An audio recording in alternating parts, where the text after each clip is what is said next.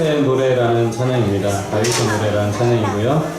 그 다음에 선하신 목자라는 찬양할게요. 그 다음에 선하신 목자 찬양지 101장이 있고요. 그 다음에 우물가의 여인처럼 462장, 주 여호와는 광대하시도록 482장 이렇게 총 4곡을 할 건데요. 첫 곡 우리 한번 다윗의 노래라는 찬양 한번 들으시고 제가 또 말씀드리겠습니다.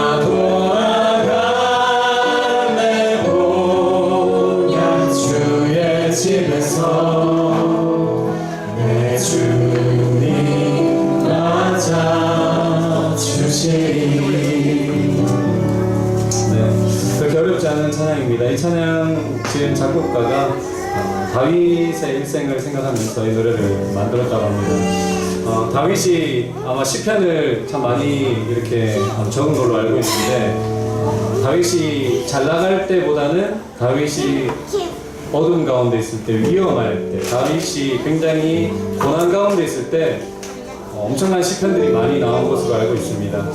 우리의 인생도 그와 같지 않은가 생각합니다. 결국 하나님 아버지와 함께 더 긴밀하게 친밀하게 할 때는 우리가 잘 될 때보다는 우리가 좀 낙심하였을 때, 우리가 고난 가운데 있을 때 하나님을 더 찾게 되는 것이 아닌가 생각합니다.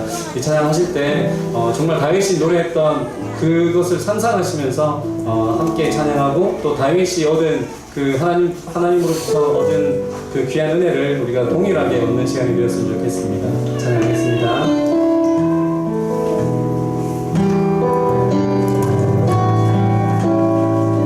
그는 나의 주 아버지,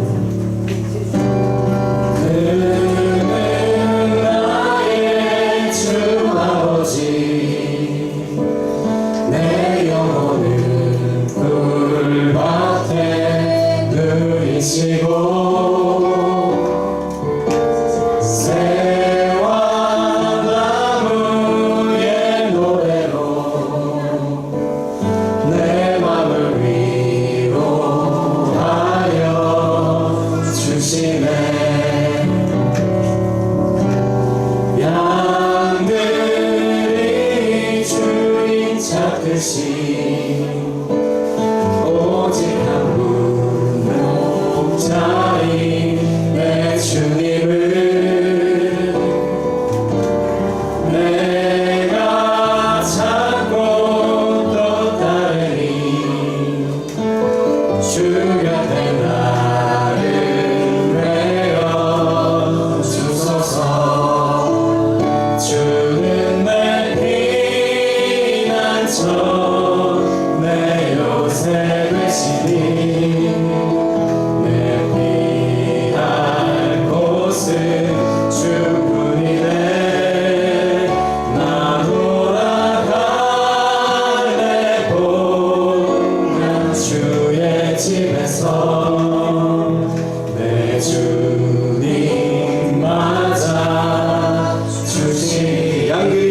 찾듯이 양들이 주인 찾듯이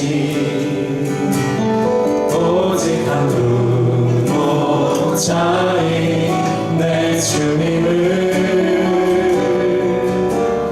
내가 찾고 또 따르니 주 곁에 나를 메어 주소서.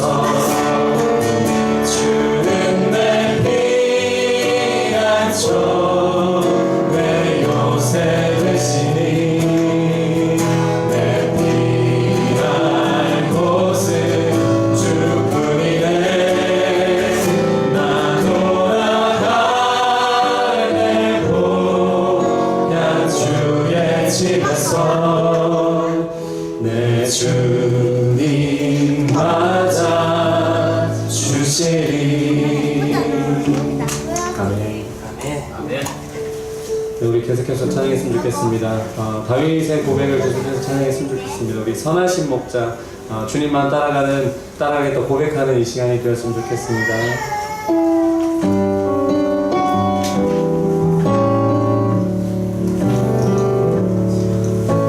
선하신 목자 날 사랑하는 분 주 인도하는 곳 따라가리.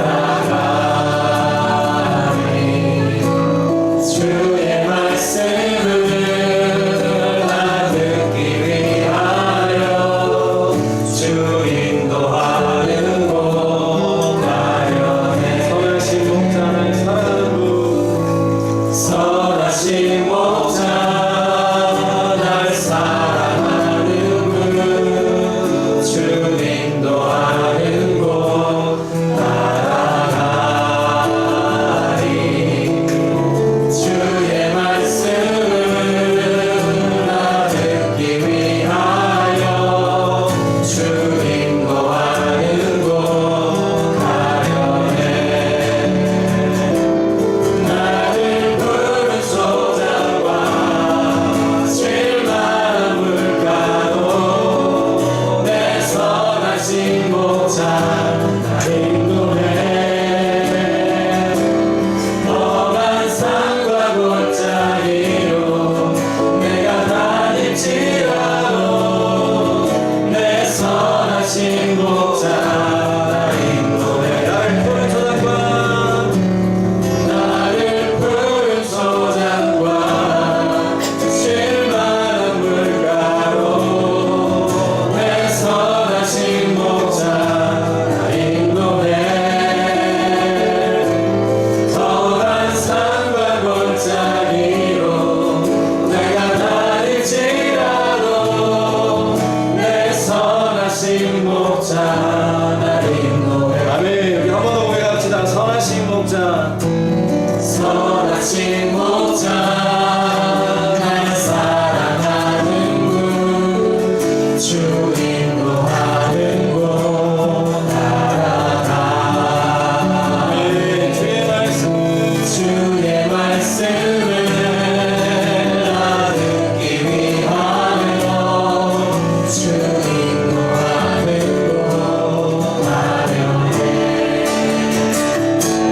나는 푸른 초장과 실만한 물가로 내 선하신 목자 날 인도해.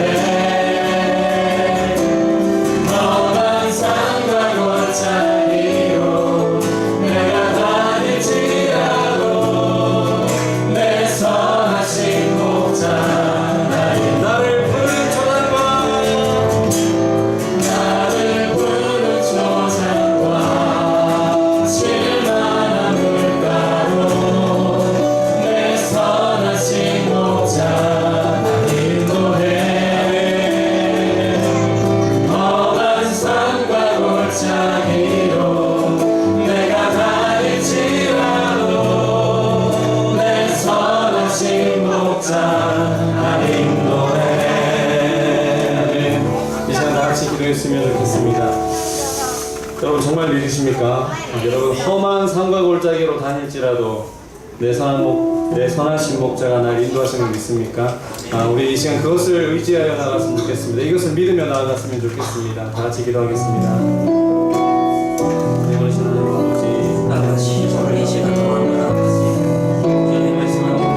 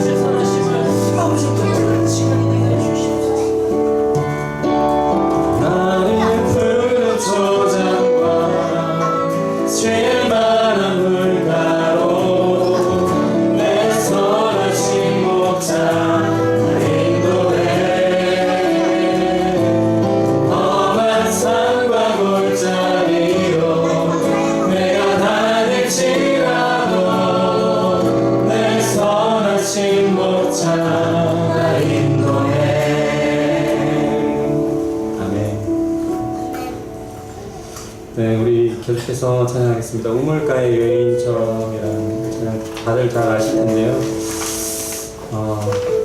우리가 좋을 때, 즐거울 때 하나님을 찾지 못하고 또 이럴 때 특히 정말 헛된 것을 많이 구하는 것이 아닌가 이런 생각이 듭니다. 우리가 공고에 처해 있을 때는 오히려 하나님을 더 붙잡고 하나님 도와주셔서 기도하지만 우리가 잘 나갈 때 더 헛된 것을 많이 바라보는 것을 보게 되는 것 같습니다. 찬양같이 하시면서 다시 한번 마음을 다지고 헛된 것을 바라보는 나의 마음을 주님 앞에 솔직하게 내어놓는 시간이 되었으면 좋겠습니다.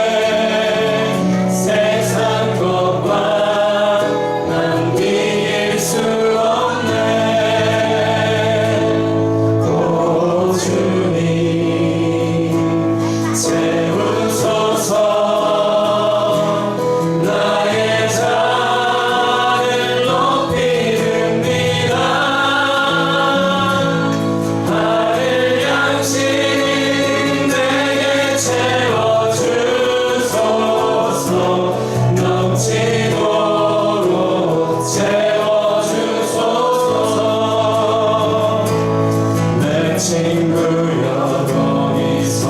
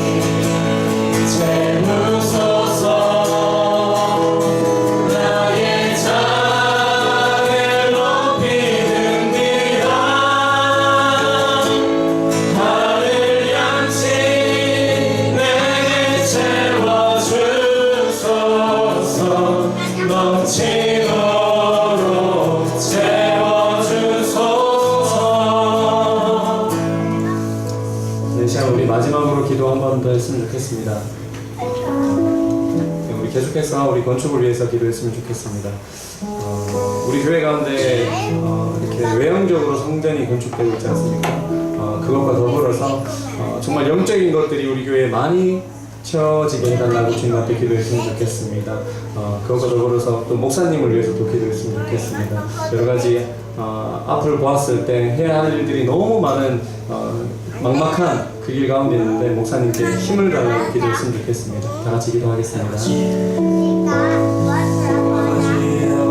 이 시간 아버지, 우리 또 기도합니다. 우리 예배당 건축을 해서 기도합니다. 주여, 예배당을 통해서 건축을 통해서 하나님을 영광받으시고 아버지여 이 건축 공부를 통하여서 하나님의 이름이 드러나게 하여 주시옵시고 아버지여 주를 모르는 자들이 구원받는 아버지 구원의 장소가 되게 하여 주시옵소서. 아버지여 이 주님께서 우리에게 맡기신 사명이 많습니다. 이 사명을 감당할 수 있는 용기를 더하여 주시고 힘을 더하여 주시고 믿음을 더하여 주시옵소서.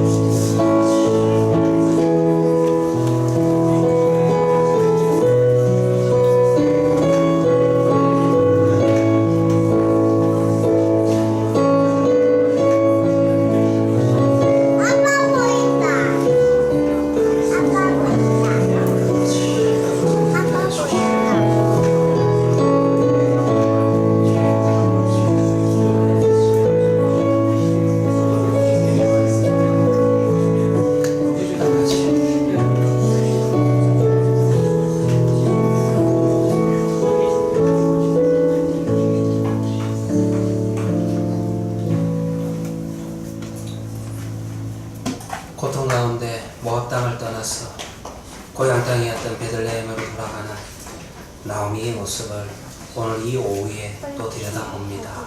하나님, 그녀의 입술의 고백에서는 정말로 하나님이 계시고 하나님이 선대하시고 하나님이 은혜를 베푸신다라고 고백되어지지만 그녀의 심령에는 참으로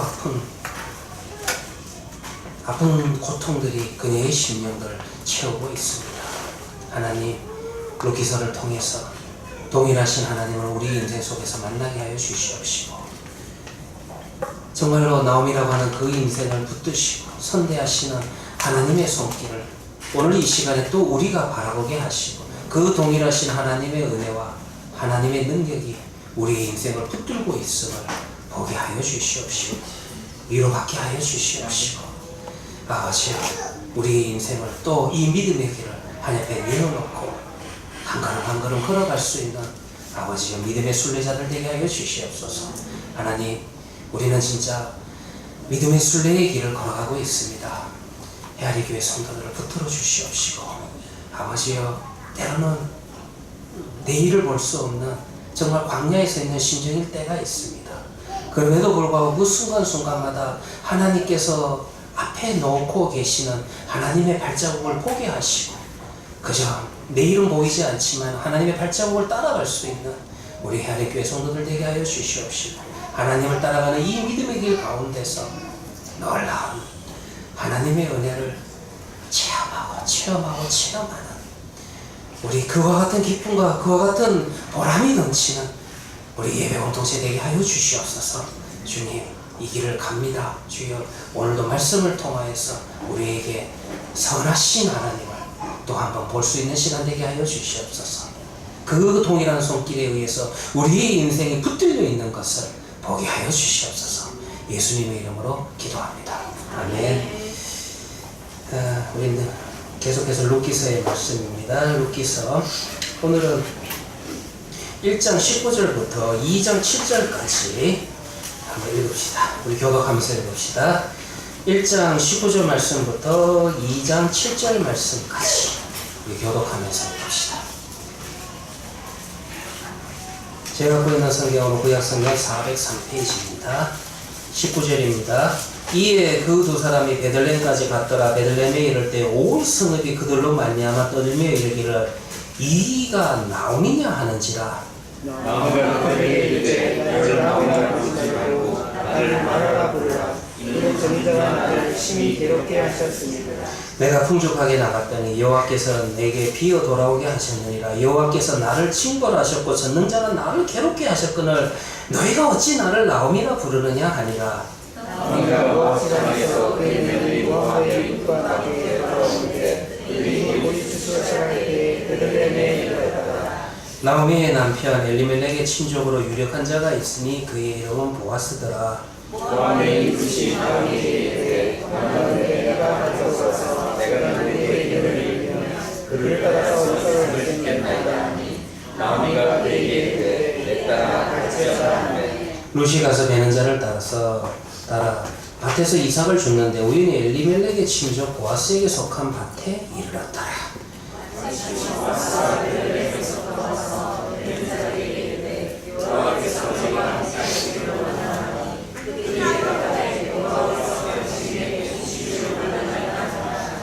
보아스가 베는 자들을 거느린 사환에게 이르되 이는 누구의 소녀나 하니 베는 자들이 사람에게 이르되 이는 나무와 함께 모압산에서 모압 소녀인데 그의 말이 나를 베는 자를 따라 단 사이에서 이삭을 죽게 하소서 하였고 아침부터 와서는 잠시 집에서 쉰 외에 지금까지 계속하는 중이나이다 하니. 우리가 룻기서를 읽을 때는 제가 좀 룻기서에서 중심 주제가 뭐냐 항상 아마 우리가 모든 책도 마찬가지지만요 성경을 읽을 때는 중심 주제를 놓치지 말고 따라갈 필요가 있다는 것입니다. 성경 전체가 사실 중심 주제는 하나님의 은혜, 하나님의 은혜라고 하는 것은 하나님이 어떻게 신실하게 당신이 약속하신 대로 구원의 계획을 이끌어 나가시는가, 그걸 구원사라고도 이야기할 수 있는데요. 하나님의 구원의 역사를 우리는 성경에서 볼 수 있어야만 된다는 것입니다. 사실 룻기서는요 하나님의 구원의 역사가 굉장히 선명하게 드러나는 그와 같은 또 중간에 연결고리 역할을 하는 중요한 성경, 물론 모든 성경이 중요하지만은 연결고리의 역할을 하는 그와 같은 기능을 하는 게 룻기서라는 것입니다. 왜 그러냐면 여러분들 창세기부터 생각해 보신다면 인간에게 죄가 들어와서 하나님과의 관계가 깨어졌습니다. 그래서 하나님께서 구원의 역사를 펼치시기 시작하죠. 성경은 여러분들 처음에 하나님께서 구원의 계획을 갖고 계신다라고 하는 것이 약간 모호하고도 굉장히 폭이 넓게 펼쳐지면서 시작을 해요. 그래서 창세기 3장에 보면은 여인의 후손이 뱀의 머리를 부수겠다 그렇게 이야기합니다. 여기서부터 여러분들 구원에 대한 약속의 말씀이 주어지고 있지요. 근데 이게 굉장히 폭이 넓은 게 왜냐하면 여기 앉아있는 우리 모두가 여인의 후손이 아닌 사람이 어디 있어요. 여기 앉아있는 우리 모두가 남자의 몸에서 태어난 사람은 없다라는 것입니다. 그러니까 굉장히 폭이 넓고 그리고 여러분들 모호하다라는 것을 알 수가 있다라는 것입니다. 그리고 난 다음에 창세기도 보시면은 계속해서 이야기가 전개되는 것이 이 하나님의 구원의 역사가 좁혀지고 선명해지는 그와 같은 방향성을 가지고 나아가는 구원의 방향성을 가지고 나아가는 모습으로 계속 나타나는 게 여러분들 성경이라는 것입니다. 그래서 정점이 신약이죠. 복음서에서 구약에서 약속하셨던 메시아 구원자 예수님께서 육신으로 이 땅에 오신 것을 증언하는 것이 여러분들 신약의 복음서들입니다. 그러면 여기에 이르기까지 구원의 역사에 있어서 중요한 라인이 있죠. 이것을 우리는 이 라인을, 이 혈통을 우리는 그들이 노력해가지고 그들이 잘나가지고 이 라인이 되었냐, 소위 이야기해서 줄이 되었냐, 혈통이 되었냐, 그게 아닌 것이 구약에서 계속 나타나죠. 그래서 이 중요한 라인들이 뭐였어요? 창세기에서 보시면은 물론 노아도 나오지만은 노아의 세 아들 가운데서 셈이 여러분들 축복받습니다. 셈의 자녀가 무조건 축복받는다는 이야기가 중요한 게 아니라 노아의 사건 속에서도 하나님께서 셈의 라인을 축복하는 것은 결국은 이 셈의 라인을 통해 가지고 하나님의 구원이 성취가 될 거다라는 것을 하나님께서 약간 음지를 해주시는 거예요. 그걸 가지고 여러분들 셈의 후에는 당연히 구원받고 함해 후에는 저주받았기 때문에 이들은 저주받아 마땅하다. 함해 후에는 주로 흑인들이기 때문에 흑의 세 번 백인들이기 때문에 흑인들이 그 백인들의 노예가 되는 것은 뭐 이거는 하나님의 뜻이다. 이렇게 해석하면 안 된다라는 거예요. 중요한 것은 구원사의 관점에서 계속 봐야 돼요. 그래서 셈으로 좁혀지죠. 노아에서도 세 아들 중에서도 셈 라인으로 좁혀집니다. 그리고 난 다음에 셈의 라인에서도 누구로 좁혀지냐면 창세기 12장에 이제 한 명에 딱 고정이 되죠. 완전히 조금 실체를 가지고 나타나기 시작합니다. 창세기 12장에 누가 나타나요? 아브라함이죠. 하나님께서 아브라함을 부르셨을 때도 아브라함이 믿음이 있었어요? 아브라함이 행위가 있었어요? 아브라함이 무슨 자격이 있었어요? 하나님께서 아브라함의 인생에 들어가셔서 아브라함을 선택하시고 여기에서 선택이 나오는 거예요.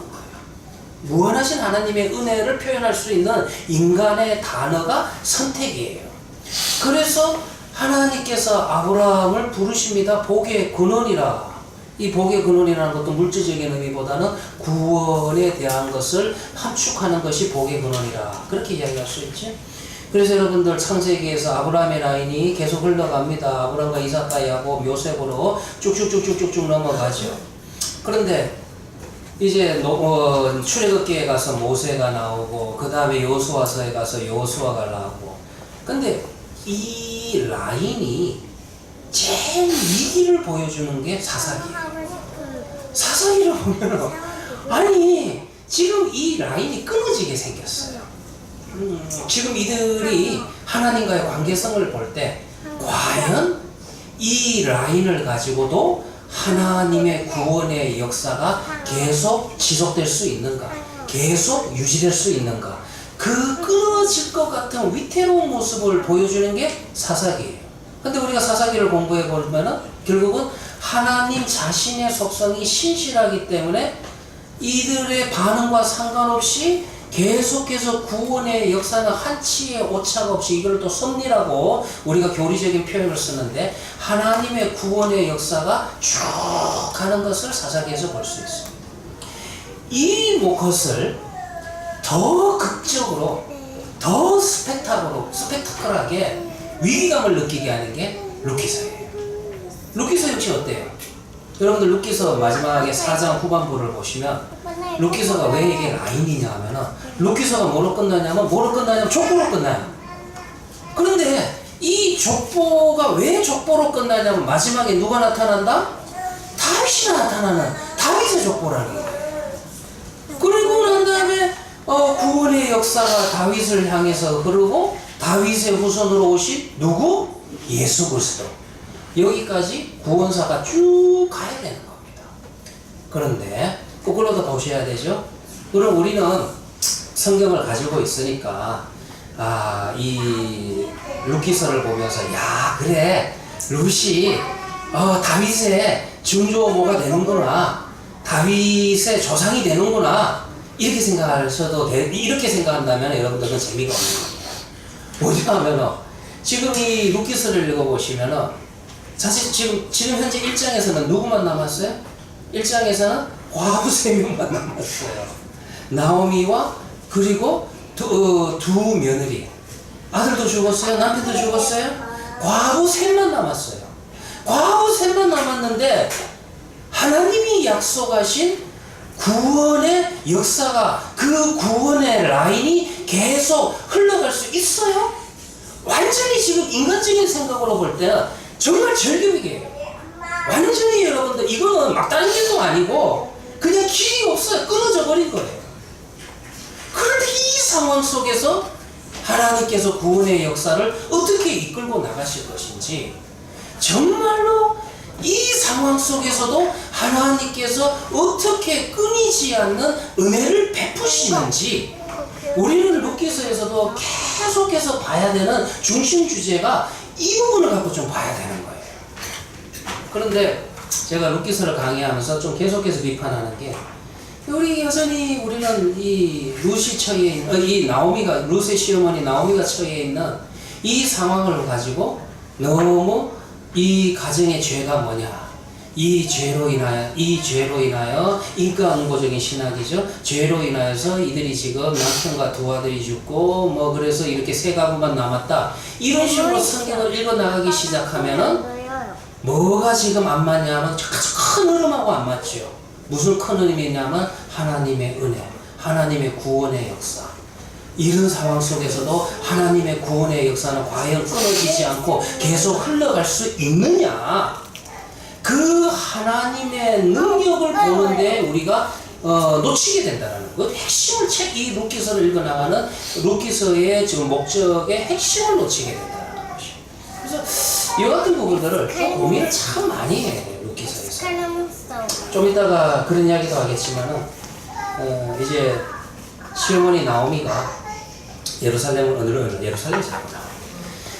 오늘 오전에 또 예루살렘 이야기를 하다 보니까 예, 우리 베들레헴으로 돌아가는데 이제 룻은 따라가고 오르반은 따라가지 않는다. 그래가지고 또 여기에서 또 한참 이야기합니다.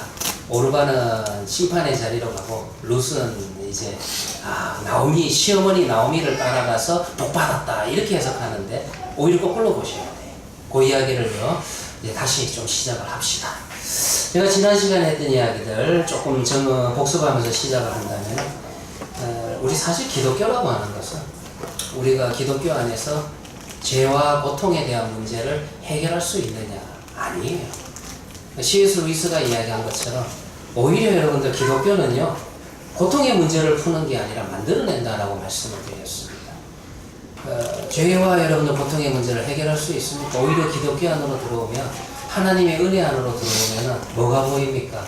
나는 죄인으로서 죄의 문제를 해결하는 게 아니고요 내가 죄인인 것이 발견되어지는 거예요. 그리고요 고통의 문제를 해결하는 것이 아니라 오히려 여러분들 우리 주변의 모든 상황들이 오히려 여러분들 고통의 문제를 만들어내게 돼요. 이 말을 여러분들 잘 좀 들으셔야 됩니다. 1장 6절이었죠? 1장 6절 다시 한번 보면 그 여인이 모압 지방에서 여호와께서 자기 백성을 돌보시사 그들에게 양식을 주셨다함을 듣고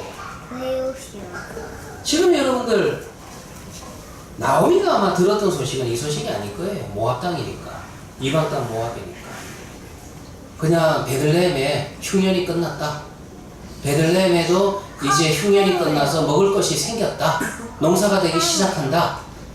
이런 일상적인 상황에 대한 이야기를 들었을 거예요.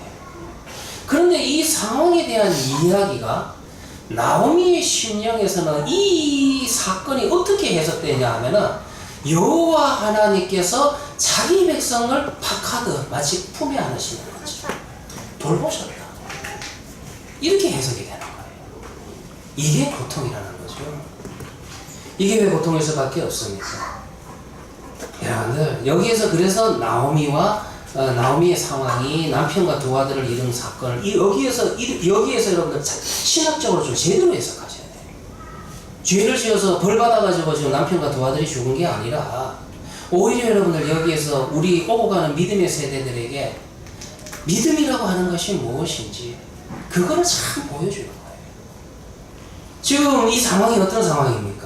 남편과 두 아들을 잃었음에도 불구하고 나오미가요 하나님은 선하셔, 하나님은 의로우셔, 하나님은 자기 백성을 돌보셔. 이게 믿어지는 게 고통이라는 거예요. 고통일 수밖에 없어요. 여러분들이 제가 지난주에 시편 42편 하나만 읽어드렸지만 시편이 다 그거예요. 하나 계속 좀 찾아볼까요? 우리 참 하나님 앞에서 하나님의 선하신가 의로우신가 높으신 하나님의 이름을 부르며 찬양했던 시편의 시인들의 믿음의 길이 어떠했는지, 그들이 하나님을 부르고 하나님을 찬양할 때 그 찬양의 순간에 그들이 놓여져 있었던 그 삶의 자리가 어떤 자리였는지 몇 개만 더 찾아봅시다. 잘 아는 대로 여러분들 시편 23편 볼까요? 오늘 우리 장문 집사님이 선하신 목자 오늘 주제에 맞춰가지고 선곡하신 거로 제가 그렇게 믿고 싶습니다. 여러분 우리 시편 23편 잘 아시는 내용이잖아요. 저도 개척을 하면서 우리가 처음에 나눴던 말씀이 시편 23편입니다.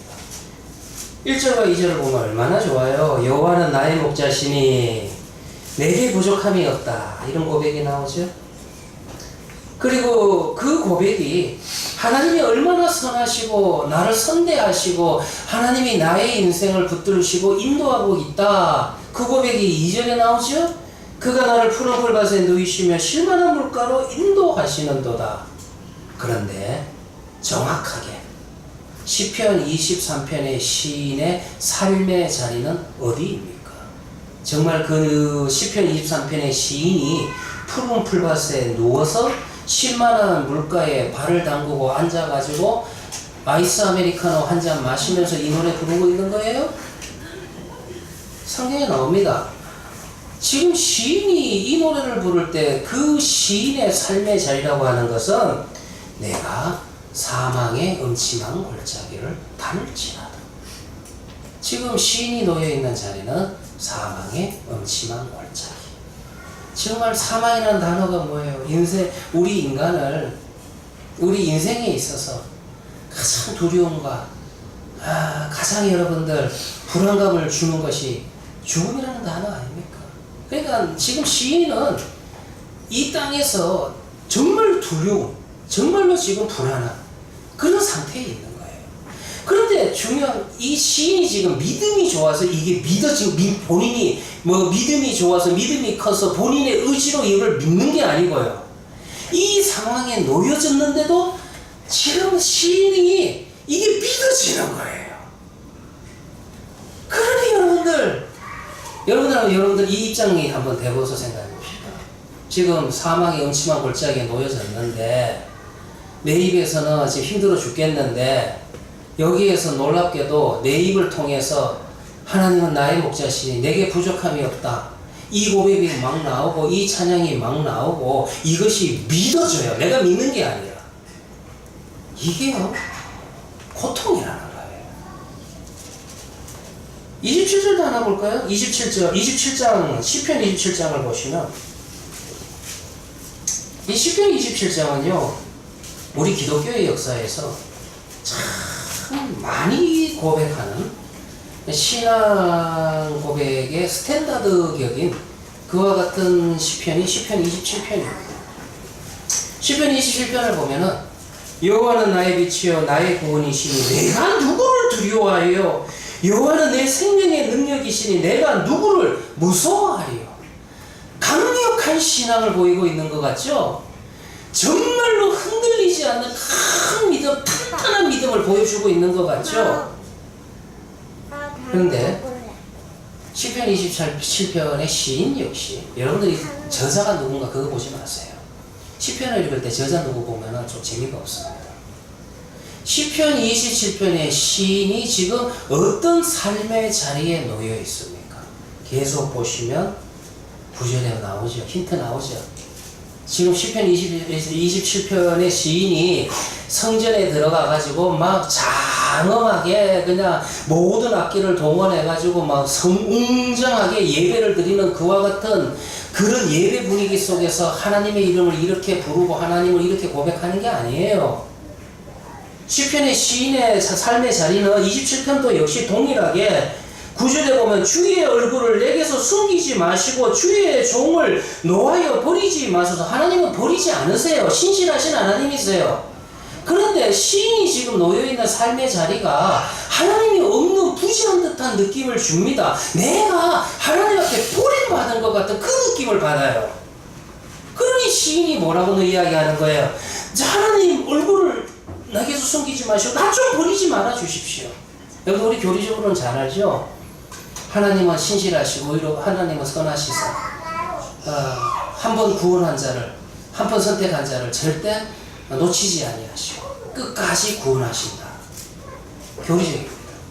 그런데 시편의 시인들을 보시면은 이 하나님의 신실하신 이 성품을 몰라서 이렇게 의심해서 이야기하는 게 아니라 하나님 앞에 버림받았다 하는 유기에 대한, 이걸 신학적으로 유기라 하는데 나는 하나님 앞에 버림받은 것과 같다라는 유기의 고통을 이야기합니다. 누가 유기에 대한 고통을 하는 줄 아세요? 하나님 앞에 서본 인생이 유기에 대한 고통도 하는 거예요. 아시지 않죠? 하나님을 만나지 못한 사람은, 하나님이 내 인생에 필요 없는 사람들은요, 이 되어지는 상황 속에서 하나님께서 얼굴을 내게서 감추시고 하나님께서 내 아를 버리셨다라는 이 상황 자체를 뭐 여러분들 느끼지도 못합니다. 근데 어떤 사람이 느껴요? 하나님 앞에 가까이 가본 경험이 있는 사람, 하나님의 선하심을 맛보아 알아간 체험 있는 사람이 이 자신의 앞에 놓여진 상황 자체가 있는 게 아니라 이 상황을 통해서 하나님께서 나를 버린 것과 같은 이 유기에 대한 유기에 대한 체험을 견딜 수 없고 하는 거예요. 그래서 여러분들 이게 고통이라는 거예요. 그냥 구절 다 읽어드리면, 주의 얼굴을 내게서 숨기지 마시고 주의 종을 도하여 버리지 마소서. 주는 나의 도움이 되셨나이다. 나의 구원의 하나님이시오. 하나님은 구원의 하나님, 절대 버리지 않죠. 그런데 그럼에도 불구하고 이분들이 여러분들 불신앙에 나서 이 말을 하는 거예요. 나의 구원의 하나님이시여 나를 버리지 마시고 떠나지 마소서. 이게 하나님의 은혜 안으로 들어온 자들이, 하나님을 만난 자들이 오히려 하나님 앞에서 느끼는 고통이라는 거죠. 그래서 C.S. 루이스가 정말, 이분은 신학자도 아닌데 영문학 교수였잖아요. 물론 신학 좀 공부했다 하지만 참 탁월한 필력인 것 같아요. 기독교는 고통의 문제를 푸는 것이 아니라 오히려 만들어낸다. 나오미 역시 동일합니다. 나오미가 이 지금 상황 속에서 하나님은 전능하시고 하나님은 고난을 막을 수 있고 하나님은 사랑이 많으시고 하나님은 선하시고, 그래서 하나님은 하나님의 자녀들이 고난당하는 것을 즐겨하지 아니하신다. 여호와께서 자기 백성을 돌보신다. 지금 모압 땅에서 남편과 두 아들이 다 죽은 이 상황 속에서 이게 지금 삐져졌다라는 거, 지금 자기 앞에 놓여진 상황이 그렇게 해석되어졌다라고 하는 거, 이게 고통이라는 거예요. 이게 여러분들 고난할 수밖에 없죠. 솔직히 이야기하면 그냥 여러분들 인간적으로 한번 생각해 볼까요? 이 상황이 믿어져 가지고 지금 이 모압 땅이 그나마 정착은 됐을 겁니다. 모압 땅에서 또 툴툴 털고 베들레헴으로 돌아가는 게 쉽습니까? 거기 돌아가면은 또 얼마나 사람들이 수군되겠어요. 돌아가는 게 쉽겠어요? 아니면 그래도 여러분들 과부셋이지만 한번 힘을 합쳐가지고 그래도 여러분들 두 며느리는 모압 여인이니까 며느리를 의지해서 모압 땅에 그냥 사는 게 좋겠어요. 그런데 이 1장 6절에 여호와께서 자기 백성을 돌보셨다, 이런 해석이 되어지는 순간에 이제 모압 땅을 떠나서 베들레헴으로 돌아가게 된다는 거죠. 솔직히 사람의 입장에서 볼 때는요, 우리 인간의 육신의 눈으로 해석할 때는 오히려 여러분들 고난의 문제를 푸는 게 아니라 고난 속으로, 고통 속으로 들어가는 것이 지금 나오미의 모습이라는 것입니다. 그리고 또 하나 중요한 것은 우리가 오르가가 따르지 않은 것을 가지고 너무 해석을 많이 할 필요는 없다는 거예요. 여기에서 여러분들 지금 나오미가 지금 베들레헴으로 돌아가는 그 문제 자체가 여러분들 주제가 아닌 게, 1장 지난 시간에 했던 이야기지만 1장 6절에 보면은 그 여인, 또 다시 한번 읽어드릴게요. 이에 두 며느리와 함께 일어나 모압 지방에서 돌아오려 하며 있던 곳에서 나오고, 7절까지. 여기에 여러분들 6절과 7절의 내용을 보면은 불명이 여성이 3명입니다. 그런데 일어나, 돌아와, 나와, 이 세 개의 동사가 복수형 동사를 쓰는 게 아니라 다 여성 단수형 동사를 써요. 그러니까 지금 성경은요, 누가 나와야 되냐, 누가 여러분들 여기에서 일어나서 여기에서 돌아와서 누가 나와야 되냐 하면 실질적으로는 성경에서 포커스를 두고 있는 것은 나오미예요. 그런데 이 나오미를 통해서 나오미가 돌아와야 되는데 오히려 더 중요한 것은 그냥 먹고 사는 문제에 대한 것이 아니라 하나님께서 회복의 은혜를 주셔야 되는데 하나님의 구원의 역사가 또 계속해서 이제 흘러내려가야 되는데 이제 구원의 역사가 흘러내려가는 데 있어서 루시냐 오르바냐 그것을 보여주는 것입니다. 하나님의 선택은 누구였다? 오르바가 아니라 하나님의 구원의 역사는 여러분들 이제 룻을 통해 가지고 이제 그 하나님의 구원의 역사가 펼쳐질 것이다 라는 것을 보여주고 있다라는 것입니다. 자, 이런 것들을 여러분들 머릿속에 좀 담아두시고요. 나오미가 이제 기도를 합니다. 나오미가 8절과 9절에 기도를 하는데 한번 읽어드릴게요. 다시.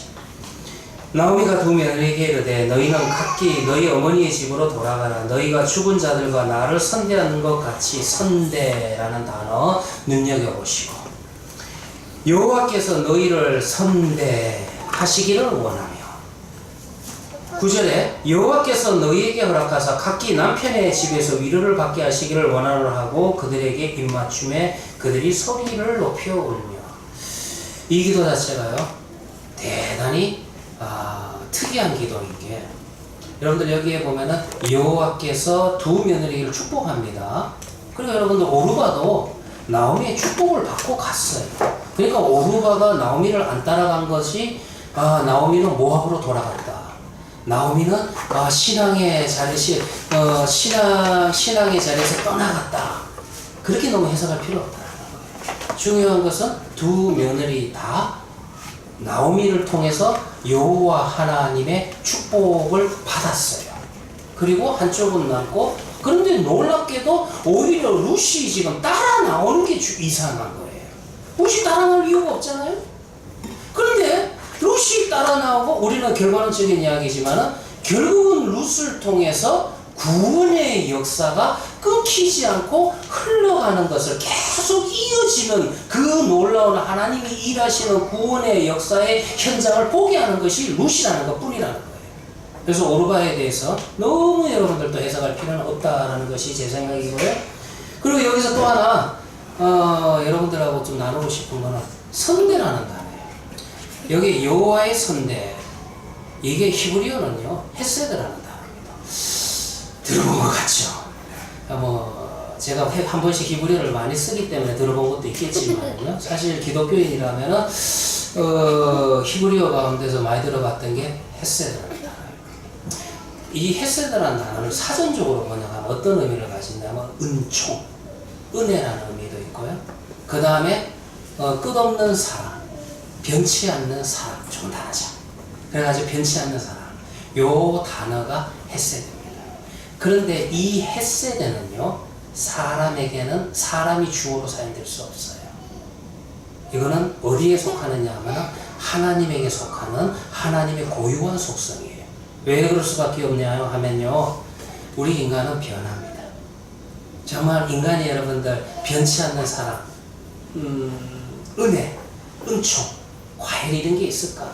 그래서 여러분들 이 헤세드라는 단어는 사람이 주어로 사용될 수 없고 반드시 여호와 하나님이 주어로 사용되는 하나님의 고유한 속성에 속하는 단어가 헤세드인데 또 다른 의미로는 이걸 좀 문자적으로 좀 더 풀어드린다면 헤세드라는 단어는 이런 의미를 가지고 있어요.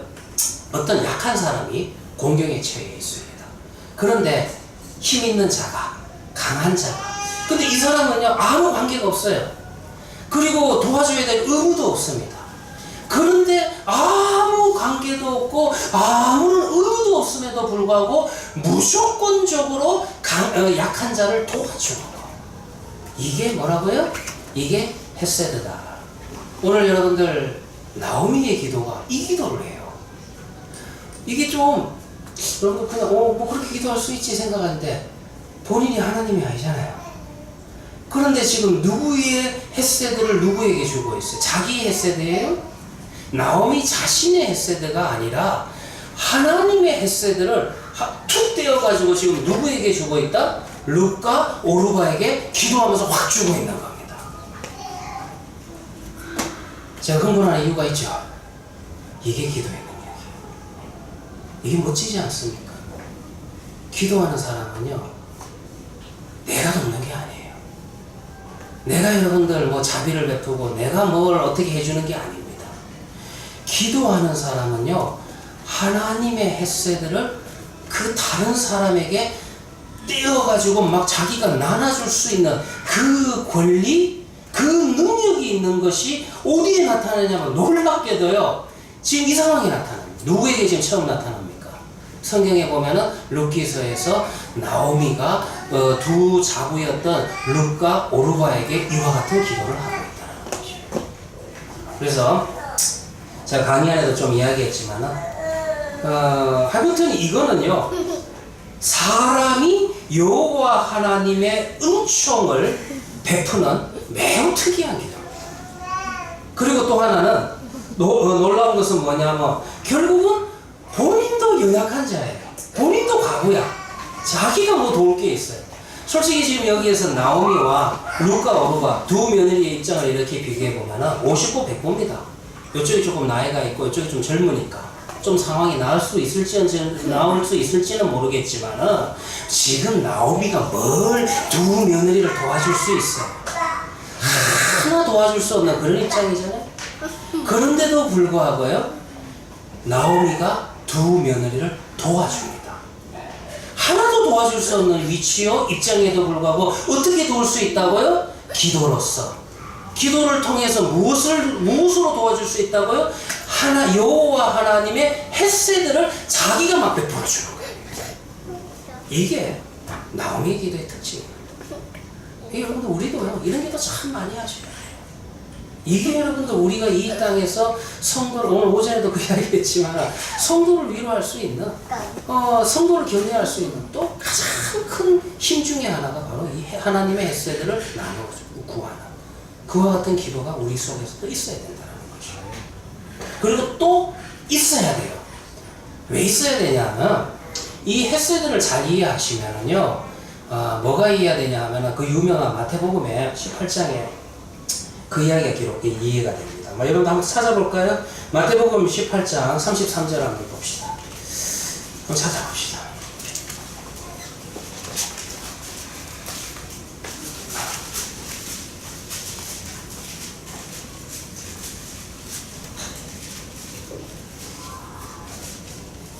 마태복음 18장 33절 보면은 내가 너를 불쌍히 여긴 것 같이 너도 내 동료를 불쌍히 여김이 마땅하지 아니하냐 하고, 이게 하나님의 헤세드를 경험한 자가 하나님의 헤세드를 기도를 통해서 다른 사람들에게 중보하며 기도해야 되는 의무 중에 하나가 또 이 본문이 되는 겁니다.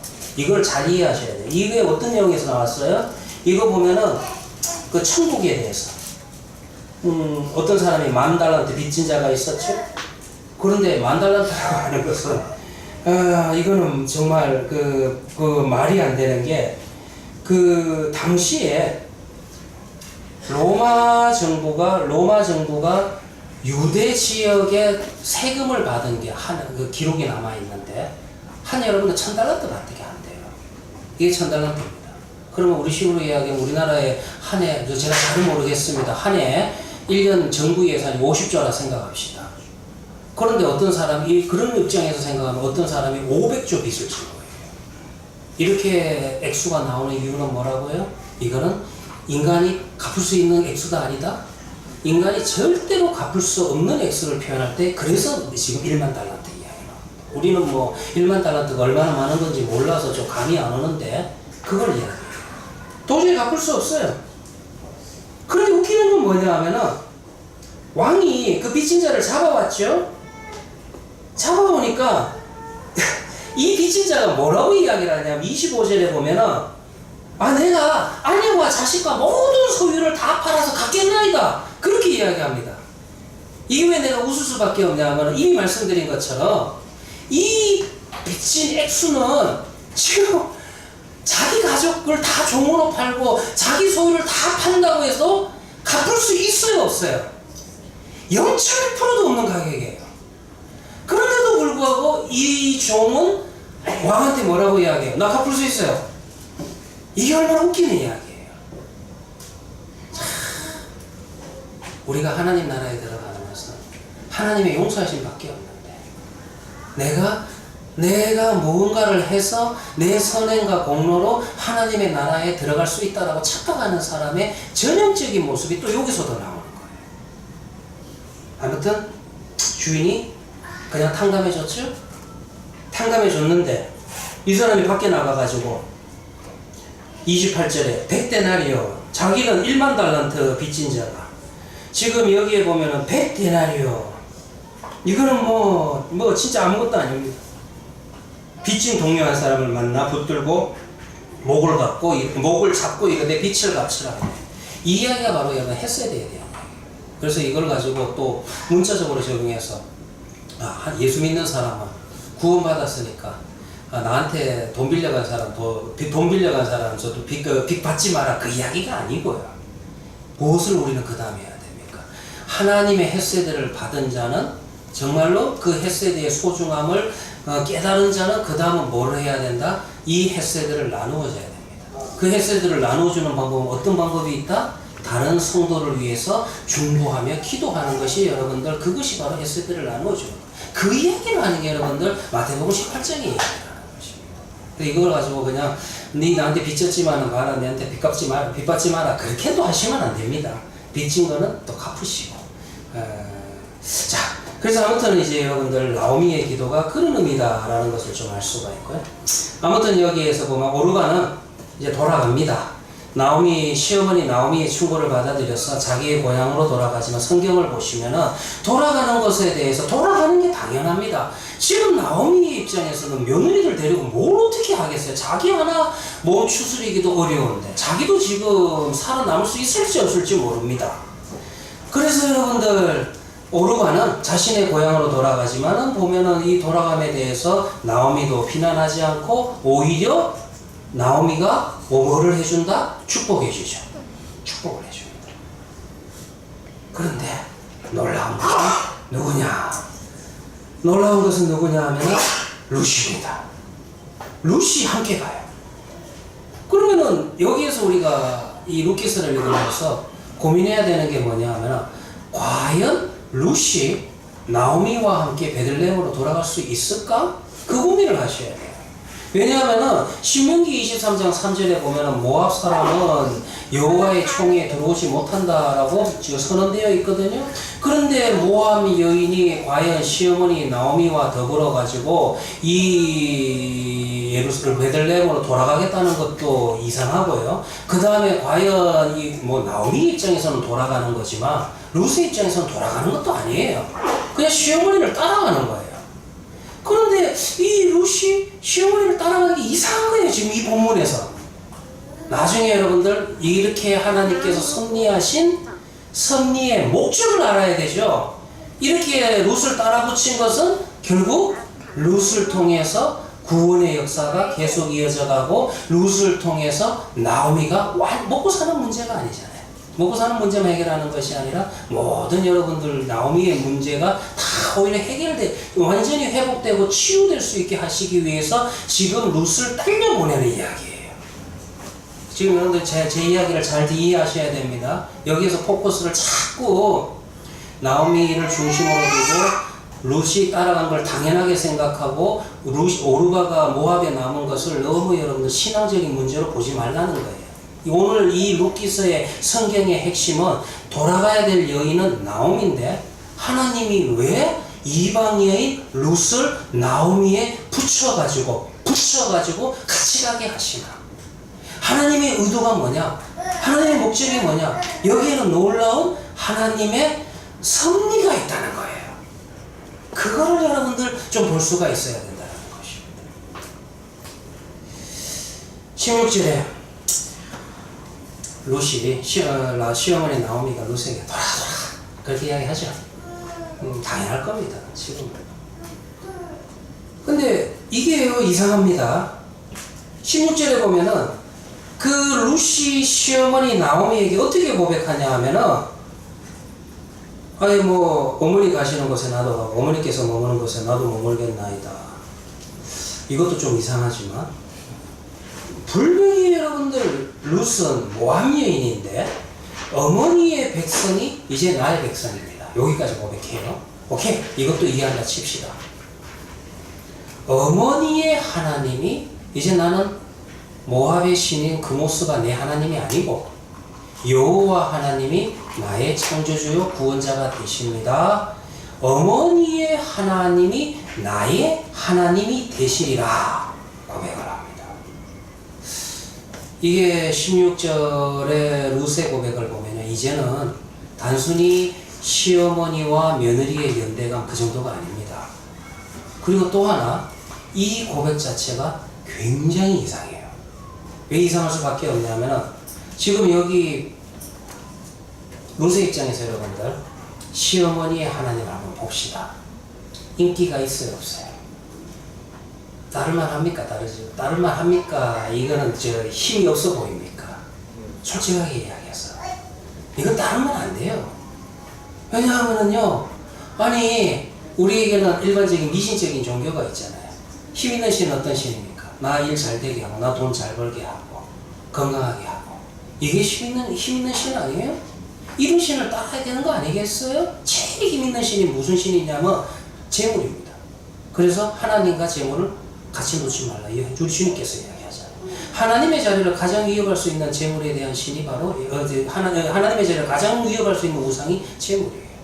지금 이 룻기서 안에서 룻의 관점으로 본다면은 어머니의 하나님은요, 이건 따라가면 안 돼요. 왜 따라가면 안 됩니까? 일단 상황만 그냥 표면적으로 보면 우리 사람은 표면적으로 해석 잘하잖아요. 일단 보니까 어머니가 고향에서도 먹을 게 없어가지고 모압 땅으로 이사했고, 모압 땅으로 가서도 잘 됐어요? 잘 된 건 아니에요. 일단 인간적인 시각으로 보면 남편 죽었지, 시아버지 죽었지, 그 다음에 아들이 둘인데 두 아들 다 같이 거의 여러분 성경을 보면 동시에 죽은 것 같아요. 무슨 병이 들었는지 몰라도. 그런데 그나마 두 아들이 있었는데 이거는 자식도 못 키 전에 그냥 둘 다 죽었어요. 이거 여러분 재수 없잖아요. 정말 힘 없잖아요. 그런데 어떻게 어머니의 하나님이 나의 하나님이 될 수가 있어요. 그리고 더 하나, 여기에서 물론 제가 또 나오미가 여호와 하나님의 헤세드로 축복하는 내용도 있지만은, 그럼에도 불구하고 나오미 역시 그렇게 해석은 됐지만은 자기가 놓여진 상황 자체가 하나님께서 나를 아직까지는 인도하신다 정도까지는 아니고요. 그냥 믿어진 거지. 그래도 자기가 놓여있는 상황은 굉장히 저주 사상에 입각해서 지금 하나님의 손을 보고 있다라고 이야기 드렸죠. 이건 지난 시간에 제가 짧게 한번 해드렸는데, 그 증거가 뭐냐면 13절입니다. 13절에 보면 이제 돌아가라 할 때 뭐라고 이야기하냐면은, 여호와의 손이 나를 치셨으므로 나는 너희로 말미암아 더욱 마음이 아프도다. 조금 더 정확하게 번역을 하면은, 나는 너희로 말미암아가 아니고 너희보다도 지금 더 골치 아파, 너희보다 더 지금 힘들어, 너희보다 더 고통스러워. 그러니까 내가 너희를 어떻게 할 수가 없어. 돌아가. 그 이야기를 하는 거고, 그 다음에 여러분들 여기에서 여호와의 손이 나를 치셨다라고 하는 이 야차라는 동사가 정확하게 친다라는 뜻이 아니고 뻗는다고 이야기했죠. 그럼 번역을 하면 이런 뜻이에요. 여호와의 손이 나를 향해 뻗쳐 나오셨다. 하나님이 나를 향해서 손을 내밀었는데, 이건 지난주에 우리 최동열 집사님을 통해서 한번 생생하게 해봤지만 두 가지가 있겠죠. 손을 이렇게 탁 잡는 게 있고 이러는 게 있고. 근데 여러분들 하나님이 손이 나왔어요. 여기까지는 몰라요. 무슨 의미로 지금 손을 내미는지는 모릅니다. 요 순간까지는. 우리 인간의 한계가 요거예요. 근데 여러분들 우리는 성경을 통해서 하나님의 속성을 잘 알고 성품을 잘 알고 사장의 결말이 어떻게 되는 것도 알고 계시잖아요. 하나님이 이렇게 하시는 거예요. 아니면 지금 이 나오미의 손을 확 잡고 계신 거예요. 확 잡고 계신 거였잖아요. 그런데 나오미는 내 앞에 놓여진 상황을 가지고 하나님을 어떻게 해석했다? 하나님이 나를 치셨다. 그렇게 해석합니다. 계속해서 여러분들 이 저주사상에서 벗어나지 못한 게 보면은 뭐냐면은 오늘 읽었지만은 나중에 베들레헴 땅에 돌아가서도 뭐라고 이야기했습니까? 베들레헴의 땅에 가서도 아이고 나오미가 왔다 그렇게 이야기하니까 나를 나오미라 부르지 말고 말하라고 하는 것은 형용사, 히브리어 형용사인데 쓰다 믿으라고 하는 그런 뜻입니다. 그러니까 출애굽기에도 나오죠. 그래서 내 인생이 정말 전능자가 나를 괴롭게 쓰게 하셨다, 내 인생을. 그래서 나는 정말 쓴 인생이야. 나는 이제 나오미라 부르지 마. 나는 쓴 인생. 말하라고 불러. 그리고 지금 이 모든 과정을 전부 다 저주 사상 속에서 다 해석을 해요, 지금. 하나님의 햇새들을 이야기는 하면서도 아직까지도 기도는 그렇게 했지만 아직 이게 체험은 안 된 것 같아요. 21절에 내가 풍족하게 나갔더니 여호와께서 내게 피어 돌아오게 하셨다. 여호와께서 나를 징벌하셨고 젖는 자가 나를 괴롭게 하셨거늘 너희가 어찌 나를 나오미라 부르느냐. 그냥 지금 하나님에 대한 해석은 다 나를 괴롭게 하셨다. 나를 징벌하셨다. 그렇게 합니다. 근데 여기에서 정말 몰랐지만 하나님의 햇새가 어떻게 펼쳐집니까? 나오미가 며느리 룻을 향해서 하나님의 햇새들을 구하는 기도를 했지만 이제 여러분들 성경을 읽어보시면 하나님의 햇새가 오히려 누구를 통해서 누구로 갈 것 같아요? 누구를 통해서 누구로 갑니까? 룻을 통해서 이제는 나오미에게 가는 거예요. 이제 여러분들 룻기서를 읽어보시면 하나님이 지금 이 나오미라고 하는 그 여인을 정말 괴롭게 하시고 징벌하시고 괴롭힌 게 아니라 이와 같은 상황에 처해 있는 하나님 잊지 아니하시고 얼마나 선대하시는지 햇새들을 베푸시는지 그걸 여러분들 이제 볼 필요가 있다는 것입니다. 아무튼 여러 가지 점에서 이제 주인공인 이제 룻에게 넘어가야 되는데 사실 룻이요 우리 창세기에 나오는 아브라함보다 더 위대합니다. 이거는 제가 한 말이 아니라 제가 별로 좋아하지는 않지만 유대교 해석도 그걸 인정해요. 바벨론 탈무드에 보면은 랍비가 어떻게 해석하냐면은 이거 아주 일리 있는 해석이에요. 아브라함은 하나님의 명령으로 떠났으나 맞죠? 근데 오늘 보니까 룻은 어때요? 룻은 지금 하나님의 명령을 직접적으로 들은 게 있어요, 없어요? 없고 그냥 굉장히 희미합니다. 어머니를 통해서 지금 어머니도 정신이 좀 왔다 갔다 해요. 하나님이 나를 치셨다, 하나님 나를 괴롭히셨다, 나를 징벌하셨다, 막 이런 하나님을 이야기하는데 그런데 오히려 그 어머니를 보면서 룻은 자발적으로 모압 땅에서 어디로 떠나는 겁니까? 베들레헴으로 갑니다. 그래서 누가 더 위대하냐? 오히려 아브라함보다 믿음의 관점으로 보면은 룻이 더 위대하다라는 바벨로니아 탈무드의 해석도 그러고요.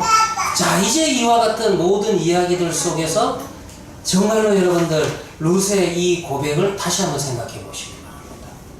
이 상황 속에서 지금 시어머니는 하나님에 대해서 이렇게 이야기하는 이 상황 속에서 돌아가라고 이야기하는데 룻은 시어머니한테 뭐라고 이야기했다? 어머니의 하나님이 이제 나의 하나님이다. 이게 지금 가능한 이야기입니까? 어떻게 이게 가능한 이야기예요? 생각해 보시고 다음에 또 이야기합시다. 주기도문으로 마치도록 하겠습니다.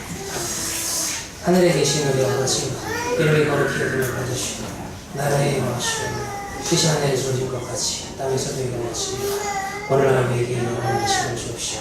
우리가 우리에게 죄진 자를 사하여 준 것 같이 우리 죄를 사하여 주옵시고 우리를 시험에 들게 하지 마옵시고 다만 하게 쏘옵소서. 대개 나라와 건설과 영광의 아버지께 영원히 사옵나이다. 아멘. 예, 성경 공부를 마쳤습니다.